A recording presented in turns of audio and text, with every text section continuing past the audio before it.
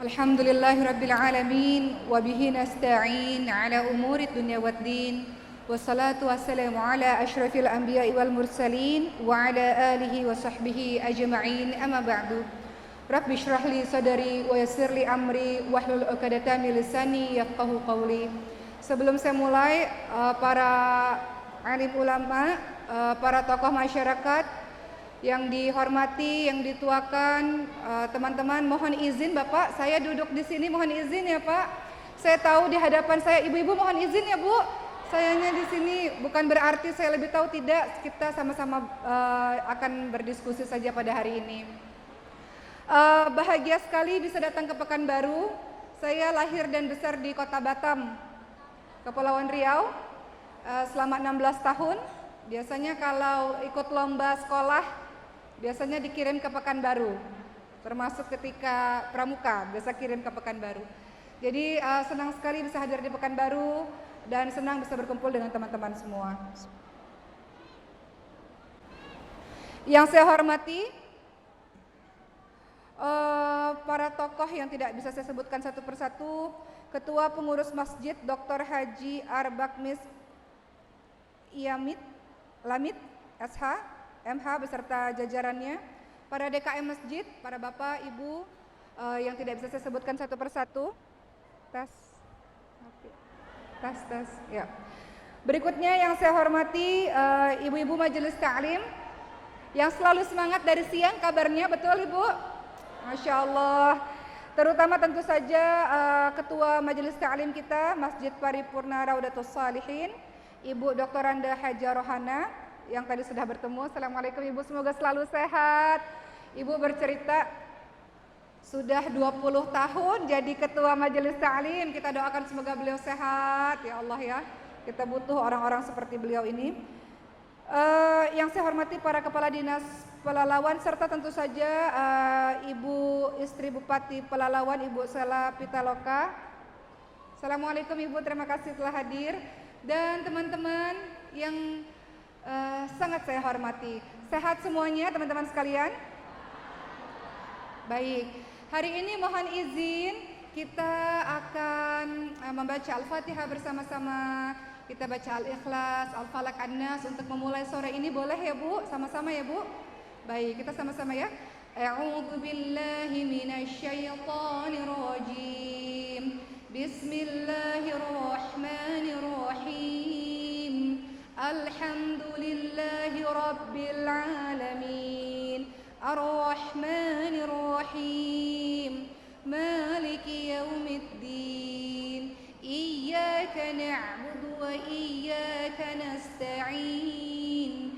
Ihdinas siratal mustaqim. Siratal ladzina an'amta 'alaihim ghairil maghdubi 'alaihim waladdallin.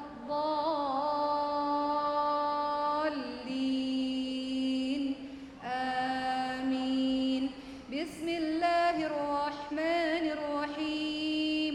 Qul huwallahu ahad, Allahus samad, lam yalid wa lam yulad wa lam yakul lahu kufuwan ahad. Bismillahirrahmanirrahim. Qul a'udzu birabbil falaq, min syarri ma khalaq, wa min syarri ghasiqin idza waqab, wa min syarri naffatsati fil 'uqad, wa min syarri hasidin idza hasad. Bismillahirrahmanirrahim.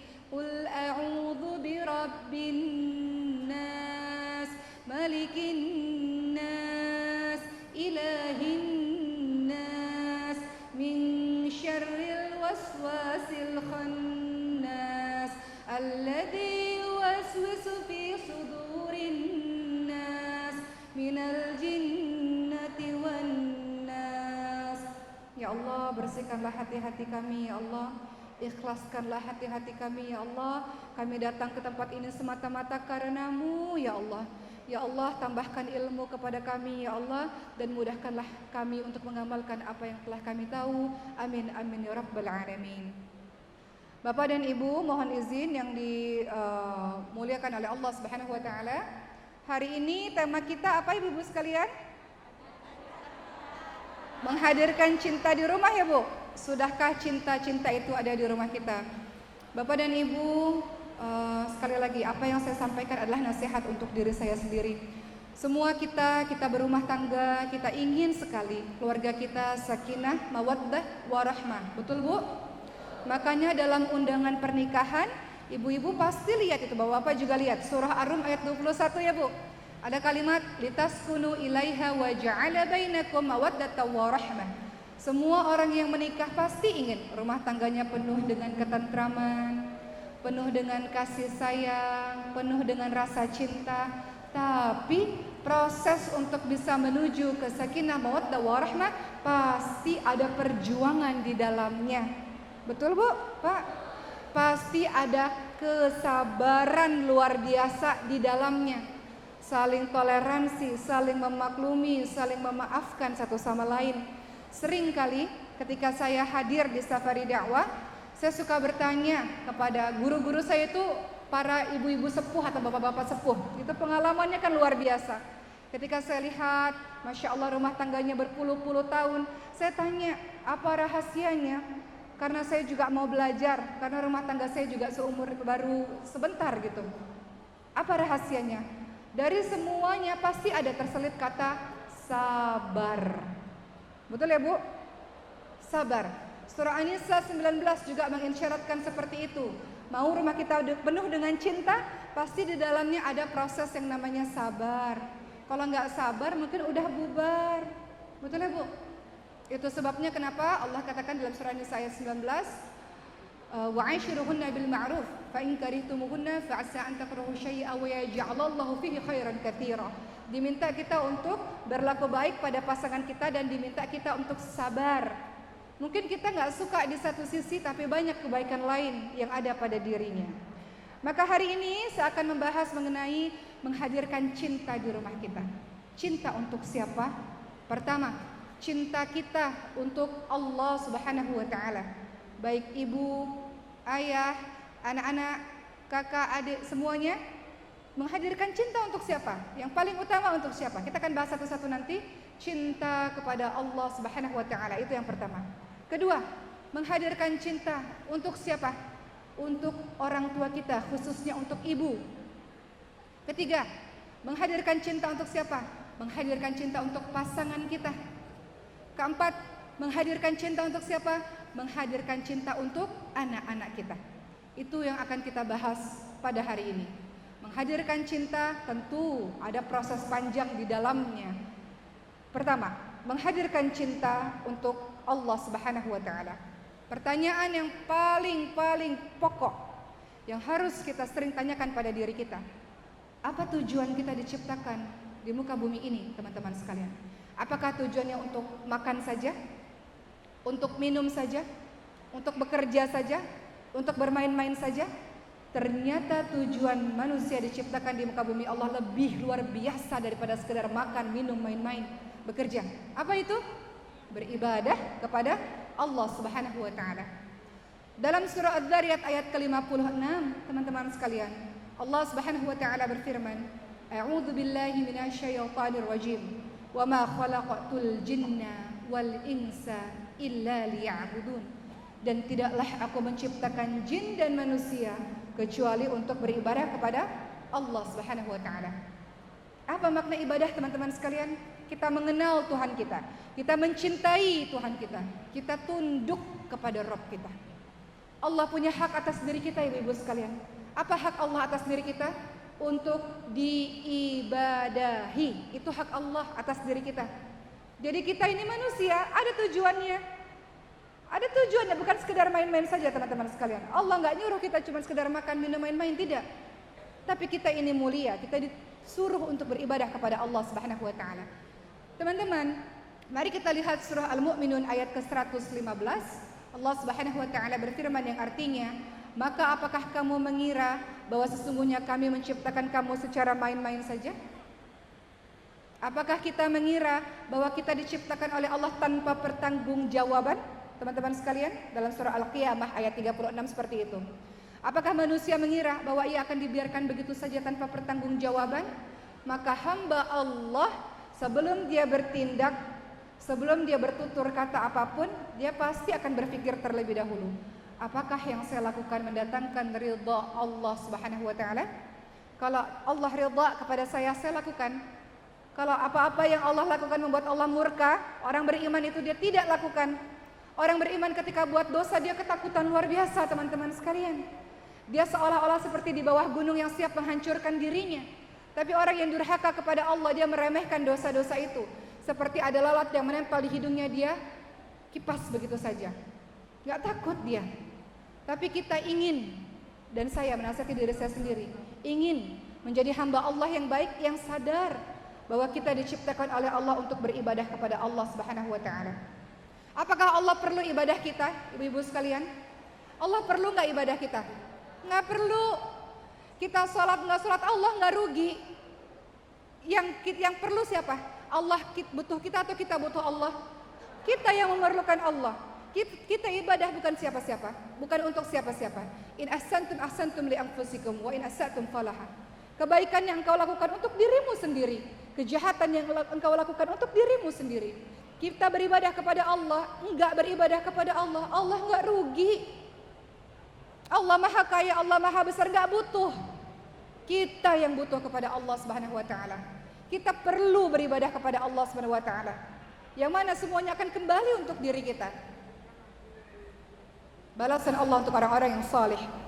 Balasan Allah untuk orang-orang yang bertakwa di jalan Allah Subhanahu wa taala. Kita yang perlu. Sehingga kalau kita tinggalkan ibadah, nggak apa-apa, nggak ada masalah bagi Allah. Masalah itu ada pada diri kita, teman-teman sekalian. Engkau sudah tinggalkan Allah, kalau terjadi apa-apa mau minta tolong sama siapa? Betul nggak ibu-ibu sekalian? Allah yang kasih nafas, Allah yang kasih kehidupan. Nafas ini kadang-kadang kita nggak sadar. Kita ini nafas secara gratis. Anak saya Sulaiman itu nafas, Bu, 1 tahun, pakai alat bantu nafas, CPAP namanya. Pakai alat bantu nafas. Kita ini Allah kasih nafas yang begitu mudah. Gak beribadah sama Allah. Ini bergerak, Bu, ini bergerak. Ini kasih sayang Allah. Kita bisa duduk begini, kita bisa angkat kepala, kita itu kasih sayang Allah. Anak saya Sulaiman yang punya kelainan langka, alhamdulillah ala kulli hal, segala puji bagi Allah untuk semua keadaan. Dan anak-anak lain di luar sana. Bahkan untuk sekedar angkat kepala saja beliau berjuang dengan terapi-terapi. Betul nggak di sini ibu-ibu yang punya anak-anak yang luar biasa? Betul? Menggerakkan tangan. Anak saya punya nama dari sindromnya itu dia ada lemah otot. Jadi dia bergerak saja itu sudah bersyukur waktu awal-awal bayi. Saya berterima kasih kepada Allah anak saya bergerak, ibu-ibu sekalian. Kita bergerak ini kasih sayang Allah. Masih nggak ibadah sama Allah? Yang kasih rezeki, yang kasih kekayaan, kita bisa tinggal di rumah yang enak. Allah bisa ambil sewaktu-waktu kok semuanya itu. Masih kita nggak beribadah kepada Allah Subhanahu wa taala. Fabi ayyi ala'i rabbikuma tukadziban. Allah ulang berapa puluh kali itu dalam surah Ar-Rahman. Nasihat untuk diri saya. Nikmat Tuhan mana lagi yang kau dustakan? Nikmat Tuhanmu yang mana lagi yang kau dustakan? Kita kadang-kadang lupa, teman-teman sekalian. Teman-teman lupa, kita bernafas ini butuh otot, ibu, betul nggak? Anak saya kan lemah otot, Pak, Bu. Sehingga bernafas perlu otot, Bu? Perlu. Mengunyah perlu otot? Perlu. Sehingga anak saya bernafas karena lemah otot jadi pakai alat bantu nafas. Karena waktu itu belum bisa mengenyot, karena mengenyot itu adalah pakai otot, itu akhirnya pakai selang yang masuk ke lambungnya 6 bulan. Ini cerita betul, bukan cerita mengada-ngada, cerita kisah nyata. Artinya apa? Ini nikmat ini ya Allah, jari ini bisa bergerak teman-teman sekalian. Itu semuanya karena kasih sayang Allah. Allah nggak menuntut apapun selain kita beribadah kepada Allah Subhanahu wa taala untuk diri kita sendiri. Selamat kita di dunia ini. Kata Rasulullah apa? Istirahatkanlah aku dengan sholat. Ibadah sholat itu teman-teman sekalian adalah istirahat kita dari hiruk pikuk dunia, dari kegelisahan, dari kesedihan, dari kesibukan. Istirahat kita itu apa? Sholat. Makanya Allah Subhanahu wa taala berfirman, kalau terjadi apa-apa dalam kehidupan kita diminta untuk wasta'inu bis-sabri was-shalah. Kita diminta untuk sabar dan salat. Jadi ibadah itu siapa yang perlu teman-teman sekalian? Kita. Pertanyaannya paling sederhana. Kapan terakhir ngelihat handphone atau gadget? Pertanyaan kedua, kapan terakhir buka Quran? Kapan terakhir baca Quran? Kapan terakhir qiyamul lail? Lebih banyak mana waktu yang dihabiskan? Bersama dengan Quran atau qiyamul lail kah? Atau bersama dengan handphone kita kah? Atau dengan kesibukan-kesibukan kita lainnya kah? Maka saya mengajak diri saya dan kita semua yang penuh dosa. Saya penuh dosa teman-teman sekalian. Kita manusia ini berdosa kata Rasulullah. Namun sebaik-baik orang yang berdosa adalah mereka yang bertaubat kepada Allah Subhanahu wa taala. Enggak punya waktu lagi kita teman-teman sekalian. Tadi Ibu Rohana mengatakan, Ibu umurnya sudah 64 tahun ya Bu, sudah bonus. Rasulullah wafat di usia 63 tahun ya Bu. Ayah saya wafat di usia 63 tahun sedang tidur, enggak bangun lagi. Banyaklah wafat-wafat ya, terlalu banyak selama 2 tahun belakangan ini yang ibu-ibu dan bapak juga rasakan dalam setiap grup-grup WhatsApp itu innalillahi wa inna ilaihi raji'un, innalillahi wa inna ilaihi raji'un. Terlalu banyak Bu, dari berbagai macam usia. Saya datang takziah. Kemarin saya datang, saya ceritakan dulu di ceramah sebelumnya, saya ceritakan juga. Kemarin beberapa hari yang lalu saya datang karena wafatnya seorang temannya Sulaiman ya, usianya 13 tahun, ada kelainan langka juga. Beliau meninggal dunia sangat cepat. Ibunya mengatakan cepat sekali, rasanya cepat sekali Allah percayakan kepada saya untuk bersama dengan anak ini. Waktu kita nggak banyak teman-teman sekalian. Mau sampai kapan lagi kita lalai kepada Allah Subhanahu wa taala? Ada orang mengatakan, kok Allah nggak adil ya? Dia nggak pernah sholat, dia nggak pernah dekat sama Allah, tapi Allah kasih semua kenikmatan, Allah kasih kekayaan untuk dia, Allah kasih jabatan tinggi untuk dia. Kok Allah nggak adil? Bukan. Itu namanya istidraj. Jebakannya Allah. Allah kasih semua kenikmatan yang dia sangka nikmat. Padahal ingat surah Ibrahim ayat 7. La in syakartum la azidannakum wa la in kafartum inni adzabi lasyadid. Yang bersyukur Allah tambahkan nikmat. Yang nggak bersyukur azab Allah sangat pedih. Jebakan Allah bagi orang-orang yang maksiat kepada Allah, tidak taat kepada Allah teman-teman sekalian. Allah kasih kenikmatan, betul kenikmatan dunia, tapi Allah balas sempurna di hari akhir. Kita nggak mau jadi orang-orang seperti itu. Kita ini orang-orang yang sadar. Kita mau jadi orang-orang yang diselamatkan. Kita ingin cepat kembali kepada Allah. Cepat kembali dalam artian cepat berhijrah kepada Allah Subhanahu wa taala. Sudah cukuplah yang kemarin-kemarin. Akibat kelalaian kita, kebodohan kita, ketidaktahuan kita, sudahlah. Saatnya sekarang kita belajar betul-betul. Kita mau jadi hamba Allah yang lebih baik ya Allah, bantu ya Allah. Dan itu semua karena pertolongan Allah. Teman-teman bisa datang ke masjid karena apa? Karena pertolongan Allah. Allah yang kasih taufik, kasih pertolongan untuk teman-teman mau datang ke masjid. Betul nggak Bu? Di luar sana banyak orang nggak mau ke masjid. Ada ibu-ibu atau bapak-bapak mau dengar ceramah. Itu adalah pertolongan dari Allah, kasih sayang Allah, Allah kasih taufik kepada kita sehingga kita mau beramal saleh. Maka kita minta sama Allah agar Allah berikan taufik kepada kita agar kita mampu dan terus bersemangat dalam beramal saleh, beribadah dengan baik, yang istiqamah. Rasul katakan Allah suka yang sedikit-sedikit asalkan istiqamah, bukan yang hari ini banyak kemudian tidak melakukan lagi. Jadi begitu teman-teman sekalian. Kita menebarkan cinta di rumah kita, pertama adalah pastikan seluruh anggota keluarga memiliki cinta kepada Allah Subhanahu wa taala. Tauhid yang kokoh, akidah yang kokoh. Apa itu maknanya tauhid?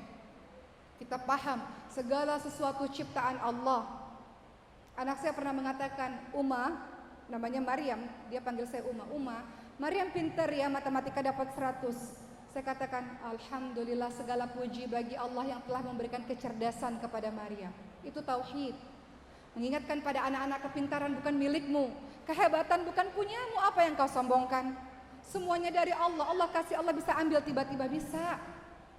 Anak saya umur 3 tahun namanya Ibrahim. Dia pandai menendang bola. Dia katakan, oh Ibrahim hebat ya bisa tendang bola. Saya katakan, alhamdulillah segala puji bagi Allah yang telah memberikan Ibrahim kaki yang kuat untuk bisa menendang bola. Itu tauhid. Mengajarkan pada anak-anak kita semuanya adalah pemberian Allah, semuanya. Tauhid juga bermakna kita beribadah kepada Allah Subhanahu wa taala, hanya kepada Allah. Ibadah. Itu sebabnya kenapa ibu-ibu sekalian, ibu-ibu kalau buka surah Luqman ayat ke-13 sampai ke-19 itu semua berisi tentang parenting. Luqmanul Hakim seorang yang bijaksana dalam menasihati anaknya. Yang pertama bukan yang lain-lain, melainkan perkara tauhid. Kokoh tauhid, kokoh akidah. Ya bunayya, wahai anakku sayang, ya bunayya, la tusyrik billah, inna syirka la dzulmun adzim. Wahai anakku sayang, jangan menyekutukan Allah, jangan menduakan Allah, jangan berpaling kepada selain Allah. Karena ketika engkau melakukan perbuatan yang demikian, itulah sebuah kezaliman yang besar. Enggak ada kata terlambat. Ajarkan anak-anak kita sejak dini, saudara-saudara kita sejak dini untuk beribadah kepada Allah Subhanahu wa taala. Kokohkan tauhidnya, kokohkan agamanya. Dia mau jadi apapun boleh. Betul Bu? Jadi artis boleh enggak? Boleh enggak? Anak ibu jadi artis? Asal kokoh agamanya. Anak ibu jadi presiden boleh? Asal kokoh agamanya. Anak ibu jadi atlet, boleh nggak atlet? Asal kokoh agamanya, kokoh tauhidnya, sehingga dia mewarnai, bukan diwarnai. Begitulah teman-teman sekalian, kita sebarkan cinta di rumah kita, terutama cinta kepada Allah Subhanahu wa taala. Ciri-ciri keluarga sakinah mawaddah warahmah adalah anggota keluarganya berorientasi kepada agama. Tapi ayahku nggak begitu, nggak dekat dengan agama. Tugasmu, Allah yang pilih dirimu untuk berdakwah bagi keluargamu, teman-teman sekalian. Dalam satu pohon gak semuanya buah itu manis, betul ya? Ada yang mungkin setengah matang, ada yang mungkin bahkan busuk dan sebagainya. Maka begitu pula dalam satu keluarga misalnya, Allah hadirkan ibu dan bapak yang saleh dan salehah untuk mewarnai mereka-mereka yang mungkin belum merasakan nikmat iman, nikmat Islam. Maka tidak ada cara lain. Ingin keluarga kita penuh cinta, nomor satu adalah pastikan istrinya cinta kepada Allah, suaminya cinta kepada Allah, ayah ibu cinta kepada Allah, anak-anak cinta kepada Allah. Dakwah bagi keluarga. Dakwah bukan tugas ustaz-ustazah saja, bukan. Tugas bagi diri setiap kita untuk kita saling mengingatkan satu sama lain. Contoh surah Al-Asr. A'udzu billahi minasyaitonir rajim. Wal 'asr. Innal insana lafi khusr. Ila alladzina amanu wa 'amilus solihati wa tawassaw bil haqq wa tawassaw bis sabr. Apa artinya? Demi masa sesungguhnya manusia berada dalam kerugian kecuali mereka yang beriman, beramal salih, saling menasihati dalam kebenaran, saling menasihati dalam kesabaran. Apa maksudnya? Analogi dari ayat ini, surah ini adalah teman-teman semua dalam keadaan tenggelam dan pingsan di dalam lautan. Bagaimana cara menyelamatkan diri sendiri? Sadar dulu, betul? Sadar dulu, betul Ibu? Tadi kata surah Al-Asr apa? Demi masa manusia berada dalam kerugian kecuali mereka yang beriman. Beriman itu apa? Sadar. Sadar dulu, oh sadar. Saya udah lama pingsan, udah lama tenggelam. Saya nggak mau makin tenggelam, saya mau ke atas. Sadar dulu, sadar. Setelah sadar, beriman, beramal soleh, berbuat kebaikan. Kita berenang ke atas, menyelamatkan diri kita. Kemudian yang ketiga, saling menasihati dalam kebenaran. Ternyata kita nggak sendirian yang tenggelam. Kaki kita ini terikat dengan kaki teman-teman lainnya yang lagi pingsan dan tenggelam dalam lautan. Saling menasihati kebenaran. Nggak bisa kita ke atas, kita lihat teman-teman kita masih banyak mereka di bawah yang tenggelam. Apa yang kita lakukan? Bangun temanku, bangun. Ayo bangun, sadar. Kita ke atas sama-sama. Kita selamat sama-sama temanku. Ketika temannya sadar, akhirnya berenang ke atas bareng-bareng. Teman-temannya mengatakan, kami capek. Sudahlah biarkan kami tenggelam. Jalan menuju ke atas itu susah. Nggak sanggup. Kata Allah apa? Saling menasihati dalam kesabaran. Tepuk pundak teman kita. Bisa, sabar. Sabar, kita bisa sama-sama ke atas. Kita bisa kalau kita sama-sama. Begitulah kira-kira teman-teman sekalian. Dalam keluarga kita, kita sayang sama suami, bapak sayang sama istri. Kita sayang sama anak-anak kita. Kita sayang sama orang tua kita. Dalam lingkup yang lebih jauh, kita sayang sama umatnya Rasulullah SAW. Kita nggak masuk surga sendirian, enggak. Kita ini kuntum khairu ummah ukhrijat linnas ta'muruna bil ma'ruf wa tanhauna 'anil munkar. Kita ini umat terbaik. Allah puji kita ini umat terbaik. Umat terbaik itu bukan tidur terus-terusan, bukan makan dan memikirkan dirinya sendiri, tidak. Umat terbaik itu dia peka, dia ajak saudara-saudaranya untuk beribadah kepada Allah Subhanahu wa taala. Itulah tugas kita di dunia ini teman-teman sekalian. Apapun profesi kita. Seorang ibu ajak anaknya, ajarkan anak itu 7 tahun sholat. Yang betul, 10 tahun gak sholat, kata Rasulullah boleh kita tegur anak kita. Seorang bapak istrinya yang mungkin belum menutup aurat, pelan-pelan insya Allah. Atau istri yang lihat suaminya gak pernah pergi ke masjid, pelan-pelan insya Allah. Masalahnya kita mengingatkan orang lain pada ibadah bukan sulap. Butuh namanya kesabaran. Betul ibu-ibu sekalian? Sekali lagi apa yang saya bicarakan ini adalah nasihat untuk diri saya pribadi. Jadi teman-teman sekalian, di sini lagi-lagi kita paham bersama, mau menghadirkan rumah penuh cinta, pastikan kita semua, anggota keluarga kita, memiliki rasa cinta yang sama kepada Allah Subhanahu wa taala. Tauhid yang kokoh, ibadah sejak dini. Ajarkan anak-anak itu ibadah sejak dini, teman-teman sekalian. Insya Allah Allah lindungi keluarga kita. Kata para ulama, ketika engkau mendapati dirimu tidak baik hubungannya dengan orang lain, perbaiki hubunganmu dengan Allah, maka Allah perbaiki hubunganmu dengan sesama manusia. Itu kuncinya. Kita bermasalah dengan suami, perbaiki dulu hubungan kita dengan Allah. Saumnya bagaimana, puasanya bagaimana, qiyamul bangun salat malamnya bagaimana, Qur'annya bagaimana. Apakah sudah maksimal atau masih malas-malasan? Karena kedekatan kita kepada Allah berpengaruh kepada banyak hal. Kita yang insya Allah istiqamah, kita yang insya Allah sabar, kita insya Allah yang husnuzon kepada Allah Subhanahu wa taala, prasangka baik atas semua takdir-takdir Allah. Begitu teman-teman sekalian. Ya. Dalam surah Fatir ayat ke-15 Allah Subhanahu wa taala ingatkan, wahai manusia, kamulah yang bergantung dan kamulah yang perlu kepada Allah, sedangkan Allah itu maha kaya. Allah maha kaya yang tidak memerlukan suatu apapun. Allah terpuji, Allah maha terpuji. Begitulah teman-teman sekalian. Kedua, setelah kita membahas, kita hadirkan rasa cinta kita kepada Allah Subhanahu wa taala. Kedua, wahai para anak, yang mana diri kita semuanya adalah anak dari orang tua kita, berapapun usia kita. Bapak ibu yang usianya 50 tahun misalnya adalah anak dari ibunya, betul? Ibu yang usianya 63 tahun, 64 tahun, 70 tahun adalah anak dari ibunya, betul ya? Apa yang harus kita lakukan dalam keluarga kita? Sebagai seorang anak, hadirkan cinta untuk orang tua kita. Di dalam Al-Quran, birrul walidain menempati posisi sangat penting. Bakti santun kepada kedua orang tua menempati posisi sangat penting. Ingat surah Luqman 13 yang tadi saya bacakan, la tusyrik billah inna syirka la dzulmun adzim. Jangan menyekutukan Allah. Menyekutukan Allah sebuah kezaliman yang besar.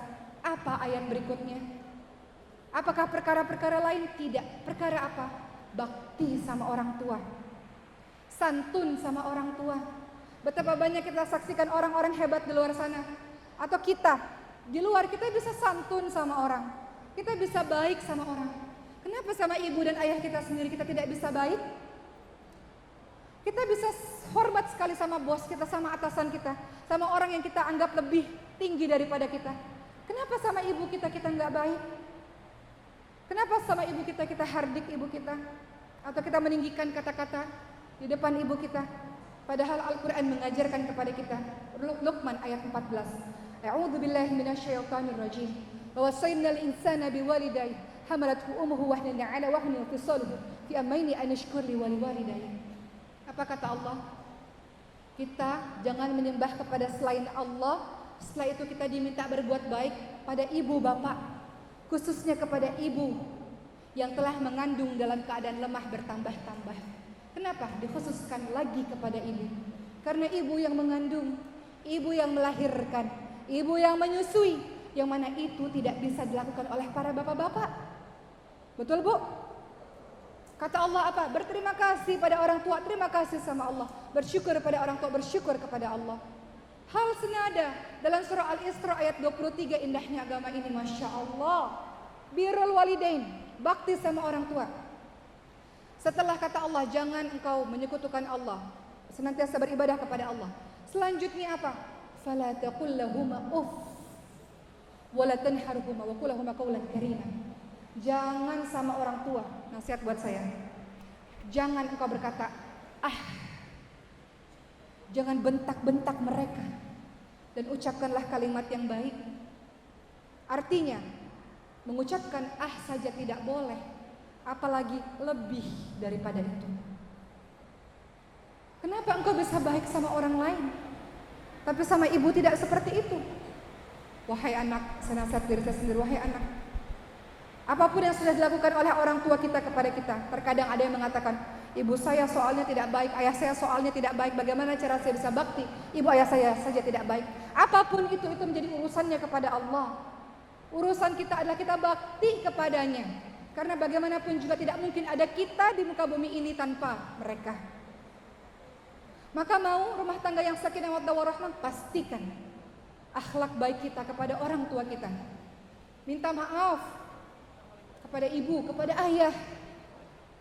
Alhamdulillah kalau ibu ayah masih ada, kita bisa minta maaf dan kita bisa minta doa kepadanya. Minta maaf kepadanya, kembalilah kepadanya. Saya tidak tahu di antara mungkin ratusan atau ribuan jemaah pada hari ini, mungkin ada yang merasa hidupnya susah, hidupnya berantakan, rumah tangganya nggak baik. Selalu dan selalu coba renungi, mungkin engkau pernah menyakiti hati ibumu, mungkin pernah menyakiti hati ayahmu, yang kalimat-kalimatnya yang keluar bisa saja didengarkan oleh Allah sehingga membuat kehidupanmu tidak barokah. Wahai diri dan kita semua, kembalilah kepada orang tua kita. Minta maaflah kepada mereka. Engkau sibuk cari surga di luar sana. Engkau lupa surgamu itu di rumahmu. Engkau lupa surgamu itu ada pada orang tuamu yang terus mencintaimu tanpa syarat. Untuk anak-anak yang orang tuanya telah tiada, seperti ayah saya, wafat 8 bulan yang lalu. Apa yang bisa kita lakukan untuk kita menghadirkan cinta kepada orang tua kita? Gak sempat kita berbakti kepada kedua orang tua kita. Apa yang bisa kita lakukan orang tua kita telah tiada? Kata Rasulullah, engkau mendoakannya. Doa. Ini majelis ilmu, malaikatnya banyak, nanti di akhir kita doa untuk orang tua kita.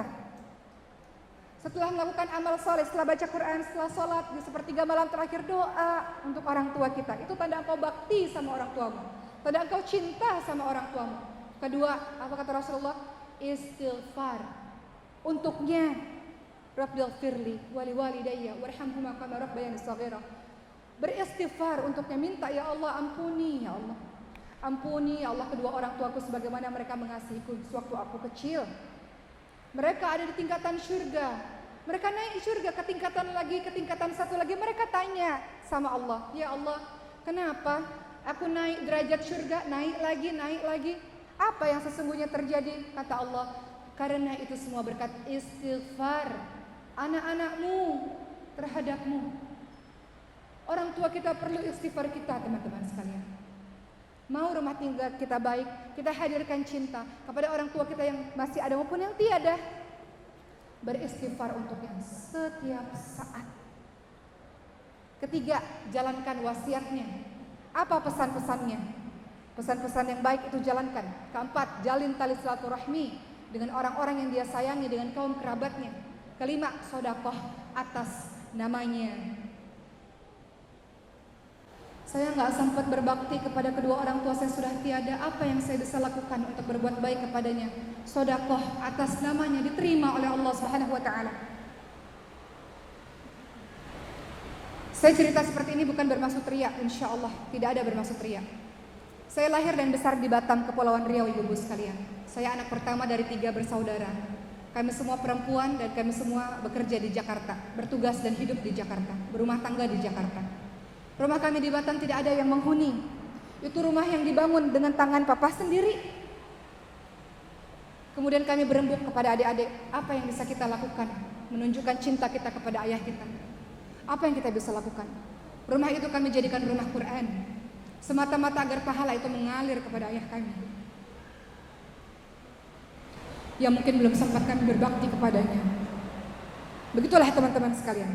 Jadi yang kedua, kalau kita ingin menghadirkan cinta, perhatikan bagaimana sikapmu dengan orang tuamu, dengan ibumu, dengan ayahmu. Usia mereka tidak banyak, usia terbatas, tidak banyak. Jangan sampai menyesal teman-teman sekalian. Maka ketika orang tuamu masih ada, engkau harapkan doanya, engkau harapkan nasihat-nasihat dari mereka. Mereka telah mengarungi rumah tangga atau mengarungi kehidupan yang luar biasa. Maka datang kepadanya, minta nasihatnya, minta doanya. Kita mau kehidupan kita berkah, penuh keberkahan. Buat hatinya ridha. Ridha Allah tergantung ridhonya orang tua. Murka Allah tergantung murkanya orang tua. Insya Allah semua kita yang hadir di sini, insya Allah kita adalah orang-orang yang senantiasa birrul walidain, berbuat baik kepada kedua orang tua kita insya Allah. Teman-teman sekalian, apa manfaat kita berbakti kepada kedua orang tua kita? Untuk apa? Pertama, jalan kita menuju kepada syurga Allah Subhanahu wa taala. Dari Abu Darda radhiyallahu anhu, Rasulullah sallallahu alaihi wasallam bersabda, orang tua adalah pintunya syurga. Kalian bisa sia-siakan pintu itu atau kalian bisa menjaganya. Hadis riwayat Tirmidzi. Dia pintu syurga. Beliau itu pintu syurga. Cari syurga. Ada seseorang yang datang pada Rasul, Rasul saya mau berjihad. Kata Rasul, engkau punya orang tua? Punya. Pulang ke rumah dan berjihadlah dengan orang tuamu. Baktilah dengan orang tuamu. Kita sibuk cari syurga di luar, kita lupa syurga kita ada di rumah orang tua kita, teman-teman sekalian. Kedua, apa manfaat kita bakti sama orang tua? Dipanjangkan umur dan diberkahi rezeki kita. Dalam hadis riwayat Ahmad, Rasulullah SAW ingatkan, siapa yang suka dipanjangkan umurnya, suka ditambahkan rezekinya, maka berbaktilah kepada orang tuanya dan jalinlah tali silaturahmi. Enggak ada lagi anak bermusuhan dengan ibu, ibu bermusuhan dengan anak, kakak bermusuhan dengan adik, kita bermusuhan dengan bibi, dengan paman. Tidak ada lagi. Enggak mau kita. Kita mau semuanya damai, kita mau semuanya tentram, kita mau semua keluarga kita penuh cinta. Kita yang mulai kita yang mulai untuk menghadirkan cinta itu dalam keluarga kita, insya Allah. Ketiga, apa manfaat kita bakti sama orang tua kita? Kita dapatkan doanya. Apa kata Rasulullah SAW dalam hadis riwayat Ibnu Majah?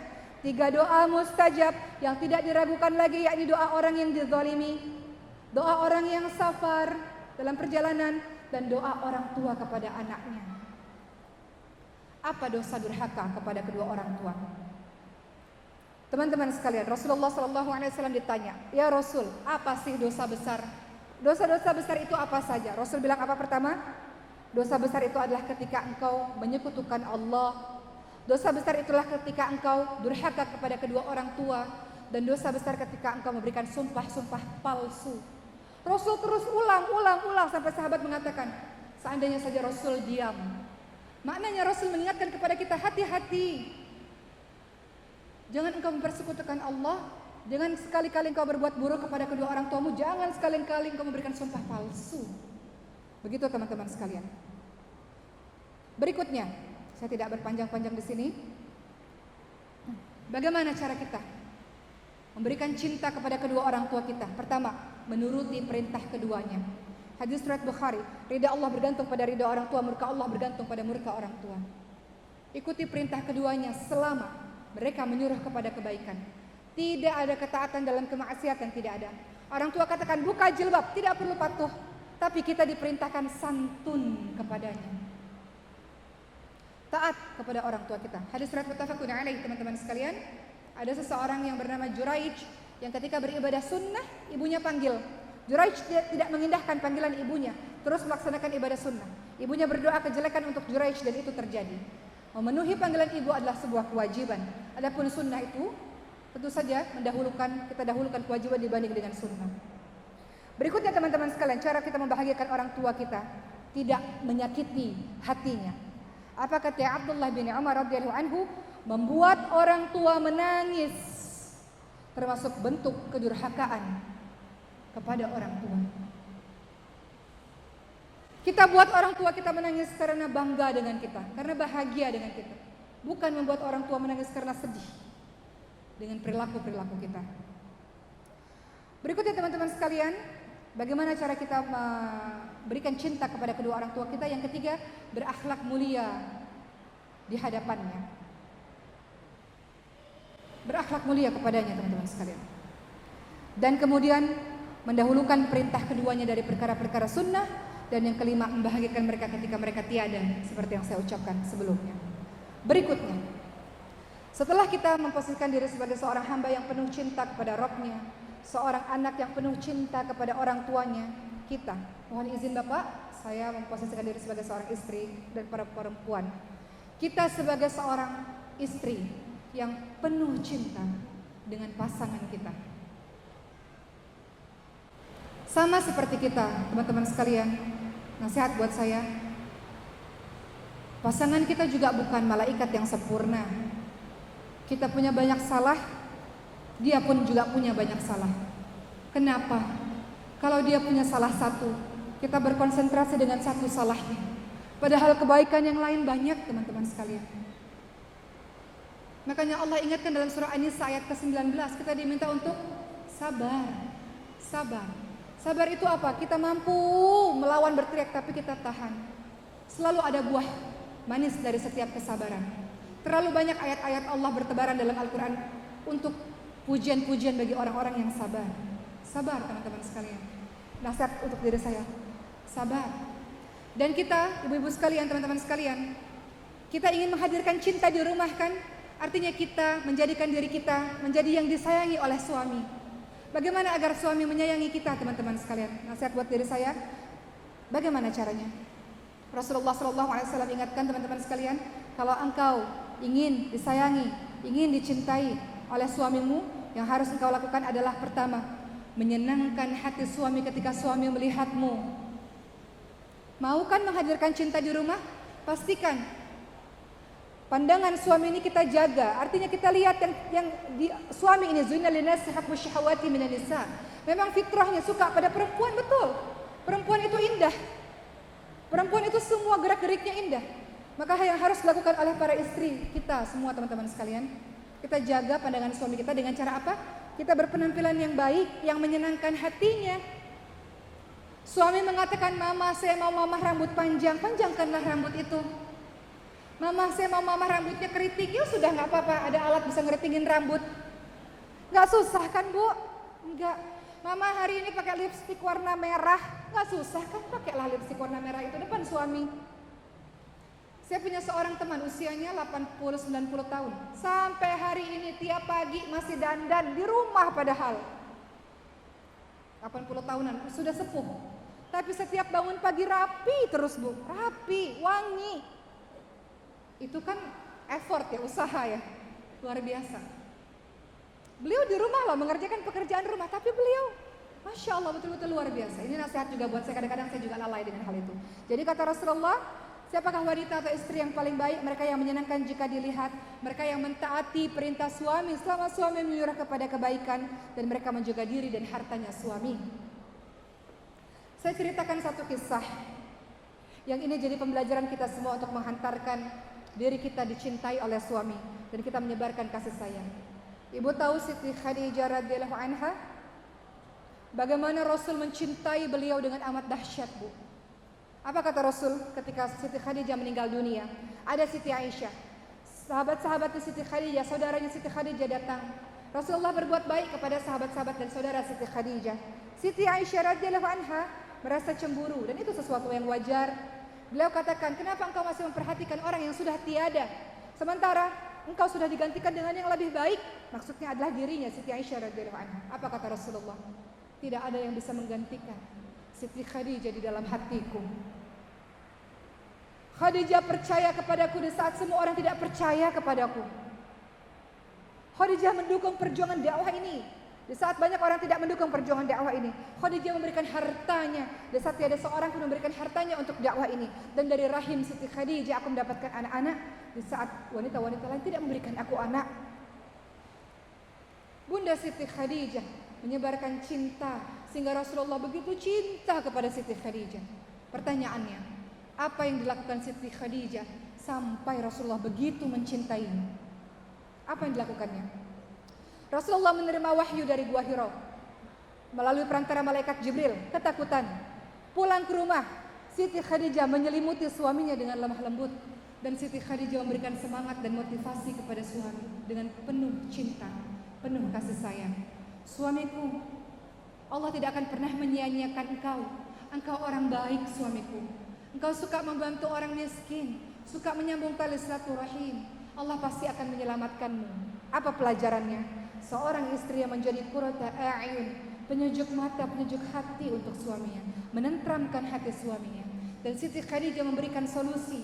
Siti Khadijah membawa Nabi Muhammad SAW kepada Waraqah bin Naufal, dan Waraqah bin Naufal pun bercerita bahwa itulah tanda-tanda Nabi terakhir. Istri yang memberikan solusi, istri yang memberikan ketenangan, istri yang membangkitkan semangat dan kepercayaan diri suami. Wajar kalau Rasulullah begitu mencintai Siti Khadijah. Dalam sejarah Islam, ketika Siti Khadijah meninggal dunia disebut sebagai tahun kesedihan untuk Rasulullah. Pertanyaannya, sudahkah kita menghadirkan cinta sebegitu besar untuk pasangan kita? Ataukah kita lebih banyak menuntut suami kita? Ataukah kita lebih banyak merendahkan suami kita? Wahai ibu, wahai para wanita, wahai diri, sehebat apapun engkau, gajimu mungkin lebih besar, jabatanmu di luar mungkin lebih tinggi, engkau mungkin lebih hebat dalam pandangan masyarakat, pulang ke rumah tetap suamimu adalah imammu, engkau adalah makmum. Dialah yang harus kita hormati, ta'zim kita kepadanya. Ibu-ibu bisa berkegiatan di luar karena restu dan ridha dari suami. Penyebab perceraian yang terbanyak bukan karena gaji istri lebih tinggi, bukan, tapi karena seorang istri sombong kepada suaminya. Betul tidak ibu? Gaji istri lebih tinggi tidak ada masalah. Yang masalah ketika dia sombong kepada suaminya. Dia merasa lebih tinggi daripada suaminya. Suamimu itu adalah imam bagimu. Ar-rijalu qawwamuna 'ala nisa. An-Nisa ayat 34. Dia pemimpin, dia qawwam, dia pelindung kita. Kita hormati dia. Insya Allah dengan begitu, dengan cinta yang kita berikan kepadanya, dia pun insya Allah akan menghargai kita. Walaupun dalam perjalanan hidup pasti ada, tapi insya Allah dengan doa Rabbana hab lana min azwajina wa dzurriyyatina qurrata a'yun waj'alna lil muttaqina imama, insya Allah dengan perjuangan, dengan kesabaran, dengan tidak putus asa, dengan terus kuat dan husnuzan kepada Allah, Allah selamatkan keluarga kita insya Allah. Maka bagi seorang istri, karena di sini banyak para wanita, para akhwat, ibu-ibu semua, sebarkanlah cinta dalam rumah kita. Dan cinta itu nantinya akan dirasakan oleh suami kita, oleh anak-anak kita. Kita jadikan rumah kita surga kita. Anak-anak rindu ingin pulang ke rumah. Ayah suami kita betah di rumah. Kenapa? Karena rumah yang penuh dengan cinta, penuh dengan kesabaran, penuh dengan senyuman, penuh dengan kata-kata baik. Insya Allah. Tapi rumah tangga saya nggak begitu. Mulai dari diri kita sendiri. Jangan banyak menuntut dan menunjuk orang. Mulai dari diri kita sendiri. Apa kata ulama tadi? Perbaiki hubunganmu dengan Allah, Allah perbaiki hubunganmu dengan sesama manusia. Keempat, tebarkan cinta ini untuk anak-anak kita. Untuk anak-anak kita, teman-teman sekalian. Kita ini madrasah pertama, ibu-ibu. Kita ini adalah pendidik pertama. Apa ayat pertama yang turun? Iqra. Disuruh baca kita. Laki-laki perempuan Islam menyuruh kita menuntut ilmu setinggi-tingginya. Bukan setinggi-tingginya ya, menuntut ilmu sebanyak-banyaknya. Ilmu itu bisa didapat di mana saja. Dalam surah Al-Mujadilah ayat 11 dikatakan yarfa'illahu alladziina aamanu minkum walladziina utul ilma darajat. Yang berilmu Allah tinggikan beberapa derajat. Wahai ibu, kita butuh ilmu dalam mendidik anak-anak kita, betul? Dalam Al-Quran banyak bagaimana cara kita mendidik anak-anak kita. Surah Luqman 13-19 ilmu parenting. Surah Ali Imran 35-37 ilmu parenting. Surah As-Saffat ayat 100-111 ilmu parenting. Banyak. Maka tugas kita wahai para ibu, tugas kita adalah kita senantiasa banyak belajar. Kenapa? Karena kita adalah madrasah pertama untuk anak-anak kita. Kalau kita tiada ilmu, bagaimana sesuatu yang kosong bisa untuk memberikan kepada yang lain? Maka saya ingin bercerita tentang seorang ibu-ibu yang hebat, ibundanya para ulama, ibundanya para orang-orang yang saleh. Ingat teman-teman sekalian, kita ini adalah ujung tombak. Ibu-ibu ini ujung tombak. Baik buruknya anak bisa jadi karena baik buruknya sang ibu. Kenapa? Karena sebagian besar, biasanya, bukan semuanya, biasanya ibu-ibu lah yang paling banyak berinteraksi dengan anaknya. Walaupun dalam Al-Quran pendidikan ayah kepada anak itu jauh lebih banyak. Tapi kita wahai para ibu, kita bertugas untuk menghadirkan cinta dan kita dituntut untuk serba bisa. Ibu itu adalah chef di rumah, betul? Ibu tukang masak kan bu, chef kan? Ibu juga adalah dokter bagi anak-anaknya, betul? Ibu adalah juga manajer keuangan. Ibu adalah tukang bersih-bersih. Betul ya, Bu? Apalagi? Hah? Kata ibu-ibunya, bukan kata saya. Ibu adalah tukang ojek katanya. Masya Allah. Saya lihat satu video, ada orang yang buat iklan.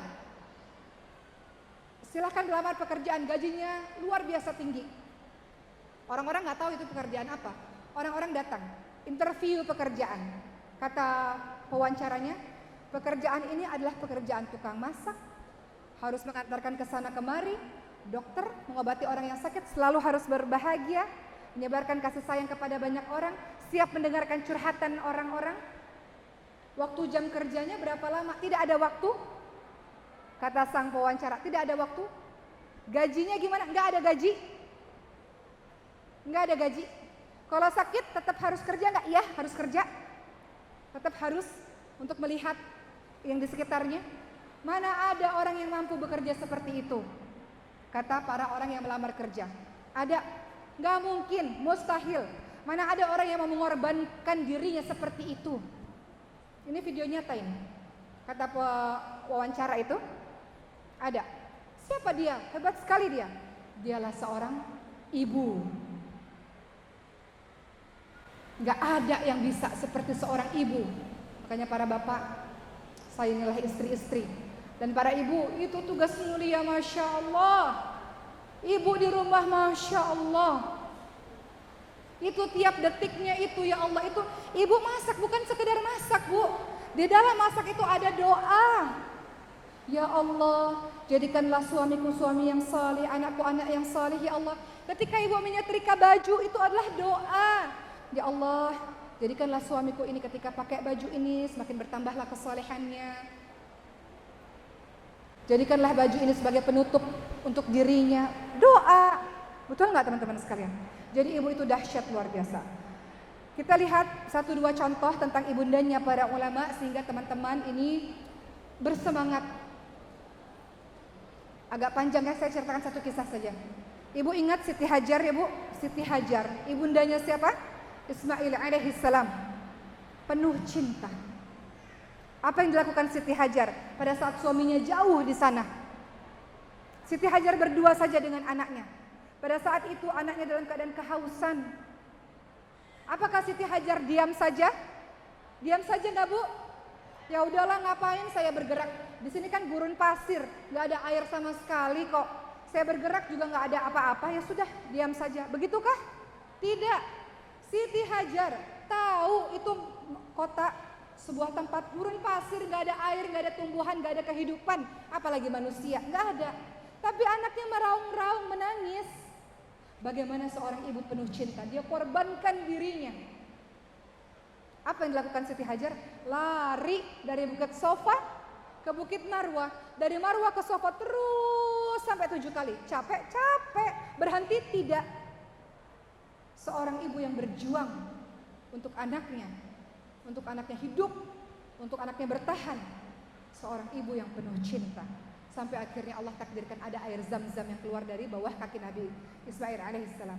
Begitu pula dengan kita ya, wahai para ibu. Apakah tugas ibu berat? Betul. Makanya tugas itu diberikan dari Allah untuk para wanita. Wanita itu luar biasa. Makanya ada surat khusus dalam Al-Quran surah An-Nisa, Bu. Kita ini luar biasa. Allah angkat derajat martabatnya wanita, Masya Allah. Dulu sebelum Islam datang, wanita tidak ada harganya.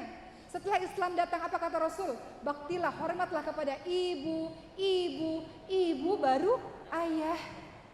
Kita ini mulia teman-teman sekalian. Maka dengan semua tugas mulia ini, kita minta kepada Allah, ya Allah, jadikanlah aku hamba yang penuh cinta kepadamu ya Rabb. Jadikanlah aku hamba yang penuh cinta kepada orang tuaku ya Rabb. Jadikanlah aku hamba yang penuh cinta kepada suamiku ya Allah, dan kepada anak-anakku. Bisa ya Bu? Baik. Cara terakhir, kalau kita mengaku cinta, nggak ada cara lain. Kita hamba Allah. Kita bisa selamat. Petunjuk hidup kita adalah Al-Quran. Dia adalah hudal linnas. hudal lil muttaqin. Anak-anak kita adalah harapan kita. Kelak dia tumbuh melanjutkan perjuangan ini, betul? Perjuangan untuk menjadikan dirinya dan umat ini menjadi saleh. Saya selalu katakan ini, tiada bosan. Selalu di setiap pengajian-pengajian selalu. Anak-anak ini, generasi adik-adik kita atau bahkan kita sendiri. Kita ini adalah agen-agen Islam. Kita punya tugas untuk menyebarkan Islam rahmatan lil alamin. Islam yang sejuk, Islam yang damai, yang penuh cinta, yang penuh kasih sayang. Itulah agama kita, agama yang penuh dengan keselamatan. Dan itu bisa insya Allah selama kita didik dengan penuh cinta anak-anak kita, keluarga kita dengan Al-Quran. Sepakat? Apakah saya mengada-ngada? Tidak. Bayangkan bagaimana semua profesi di negeri ini, di negara ini diisi oleh orang-orang yang cinta Quran. Ayah cinta Quran, ibu cinta Quran, suami istri cinta Quran, anak-anak cinta Quran. Apa yang terjadi dalam keluarga itu?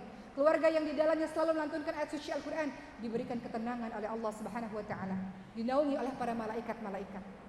Maka Ibu sekalian, saya akhiri ceramah saya pada hari ini.